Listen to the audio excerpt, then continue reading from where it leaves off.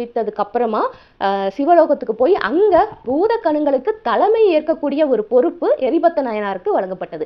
நம்ம தான் வந்து சிறந்த அன்பை வைத்திருப்போம் அப்படிங்கிறது கிடையாது. கடவுள் மேல வைத்திருக்கக்கூடிய பக்தி வந்து எல்லாருக்குமே அது தோணும். இப்போ எனக்குமே தோணும், நான் தான் சிறந்த பக்தி, நான் தான் சிவபெருமான் மேல அளவு கடந்த அன்பு வச்சிருக்கேன், அளவு கடந்த பக்தி வச்சிருக்கேன்னு எனக்குமே தோணும்.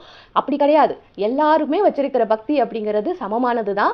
எல்லாருமே அதிகமான பக்தியை தான் சிவபெருமான் மேல வச்சிருக்கோம். ஒரு தடவை வந்து சிவபெருமான் வந்து நம்ம தலையில ஏத்திட்டோம் அப்படின்னு சொன்னா வாழ்நாள் ஃபுல்லா அது வந்து இறங்கவே இறங்காது. அது மட்டும் கிடையாது, சிவனை வந்து நம்ம நினைப்பதற்கே பல ஜென்மங்களை கடந்து வந்திருக்கணும் அப்படின்னு சொல்றாங்க. லட்சக்கணக்கான ஜென்மங்களை கடந்து வந்தாதான் சிவபெருமானை பற்றி நம்ம நினைக்கவே முடியும் அப்படின்னு சொல்றாங்க.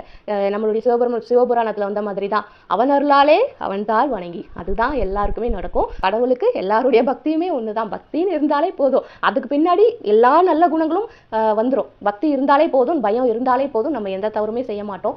அது வந்து பக்தி அப்படிங்கிறது ஒரு மிக சிறந்த ஒரு விஷயம்.